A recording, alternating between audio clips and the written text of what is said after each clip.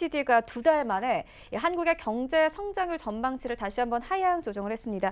2.4%로 내려잡았는데요. 정부의 낙관적인 전망과는 조금 대조되는 형국입니다. 어떻게 보고 계십니까?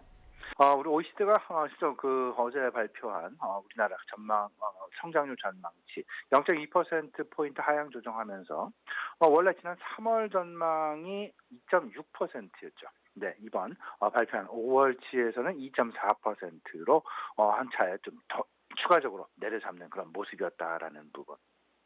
내년 같은 경우는 조금은 좀 완화되어지는 그런 모습이었습니다. 기존 2.6%에서 2.5%로.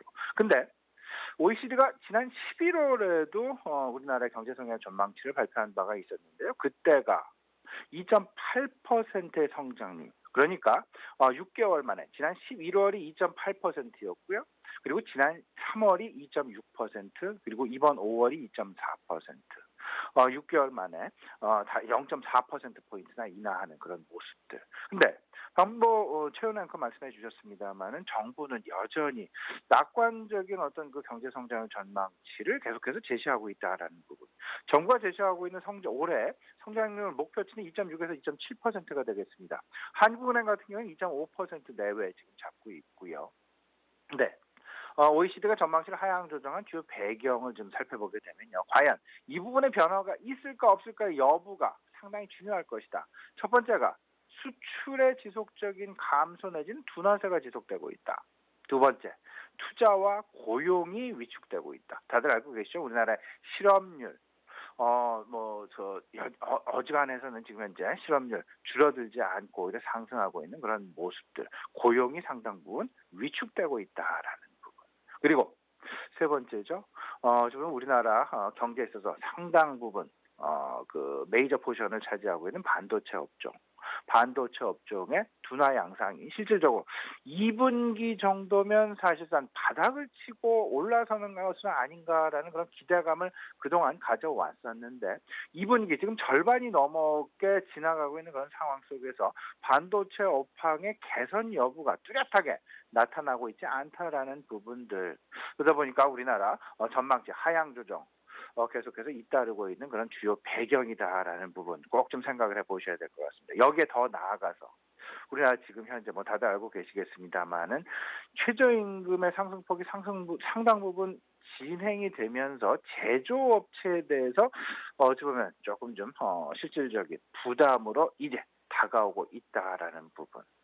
2018년과 2019년 두 차례 총액으로 해서 한 29%, 30%에 육박하는 그런 최저임금의 인상으로 인해서 전체적으로 저숙련 노동자들의 일자리 증가가 상당히 둔화되어지는, 오히려 고용을 꺼려하는 그런 모습들이 나타나면서 전체적으로 노동 생산성의 하향 둔화세가 지속되고 있다라는 부분이 결국은 상당 부분 우려감으로 대두되고 있다라는 부분.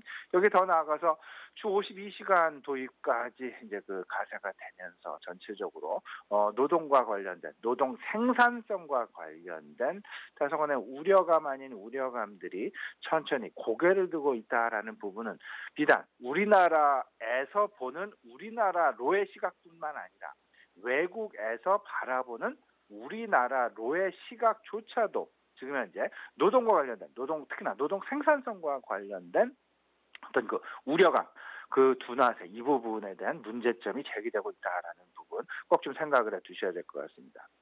그러다 보니까 OECD 우리나라에 계속해서 권고사항이 있었습니다. 재정 확대와 통화 정책 이걸 따로따로 쓰지 말고 동시에 복합적으로 재정 확대 정책과 통화 완화 정책을 동시에 써야만 경기의 어떤 그 지속적인 하향세가 아니라 좀 반등을 이끌어낼 수 있는 촉발제 역할을 할 수 있지 않겠는가 이런 권고를 하고 있다라는 부분 참조해 두시고요. 주요 IB들 그리고 민간 연구소 오히려 OECD나 정부치에 대비해서 상당히 낮게 지금 목표치를 내놓고 있습니다. 노무라 같은 경우가 2%가 아니죠. 1.8%의 성장률 전망치 우리나라에 대해서 지금 가지고 있고요. 무디스가 2.1%, LG경제연구원이 2.3%. 그만큼 우리나라 경제가 녹록지 않다라는 점. 제가 왜 이 말씀을 드리냐면요. OECD가 어제 발표한 부분 중에서 주목할 부분, 우리나라의 성장률 전망치를 하향 조정한 것도 있지만 또 한 가지 우리가 주목해야 될 부분은 세계 경제력 전망치는 둔화세를 보여준다. 왜냐하면 미국과 중국 간의 무역 분쟁 격화, 그리고 각국의 보호 무역의 강화 이런 부분들이 결국은 경제 성장 전망치를 하향 시키게 만드는 주요 요소로 작용을 하고 있는데 뚜렷한 부분은 선진국 경기는 오히려 상향 조정을 했고 신흥국 경기는 오히려 하향 조정을 하는 소위 말하는 선진국 경기와 신흥국 경기의 양극화, 서로 다른 방향으로의 전망치를 지금 제시하고 있다라는 부분. 지난번에도 미국의 경제 성장 전망치는 이미 한 차례 지난 3월에도 올린 바가 있었습니다. 여기 추가적으로 더 올렸습니다. 2.6%에서 이번 5월달 발표치는 2.8%로 올해의 경제 성장 전망치를 상향 조정. 유로존 같은 경우 지난 3월에는 동결을 시켰었죠. 근데 이번에는 0.2%포인트 상향 조정했다라는 부분. 중국은 다행스럽게 유지를 했습니다. 하지만 멕시코를 비롯해서 인도를 비롯해서 우리나라도 여기에 포함이 되죠. 신흥국의 성장률 전망치는 오히려 하향 조정했다라는 부분. 그렇다면 여기서 너무나 당연스럽게 선진국 증시와 신흥국 증시 지금 현재 한창 위험자산 선호 현상이 미국과 중국 간의 무역 분쟁, 화웨이로 대표되고 있는 지금 현재 무역 분쟁에 있어서 소위 말하는 고성장 기술주들의 급등락세가 첨예하게 벌어지고 있는 그런 상황들 속에서 본다라면 일단 위험자산 선호 현상은 지속되고 있다.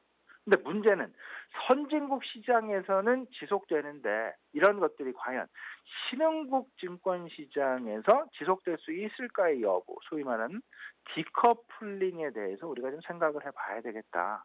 그럼 디커플링, 너무나 뚜렷한 힌트는 환율의 방향성이 될 것 같습니다. 그리고 그 환율의 방향성으로 인해서 외국인들의 수급에 당연히 영향을 미칠 수밖에 없게 될 것이고요. 지금 현재 우리가 뚜렷하게 바라봐야 될 것, 총 세 가지 이슈가 있는데 하나는 미국과 중국 간의 무역 분쟁 방향성. 그리고 두 번째는 미국 FOMC를 비롯한 그리고 우리나라 한국은행도 마찬가지가 되겠습니다. 주요국 통화 정책의 완화 여부, 가능성. 이 부분이 두 번째고요. 세 번째가 선진국 증시와 신흥국 증시에 있어서 혹여나 디커플링 상황이 조금 더 심화되는 것은 아닌지, 이 세 가지를 놓고 이 위에 앞서서 말씀드린 두 가지는 글로벌 공통사가 될 것 같은데요.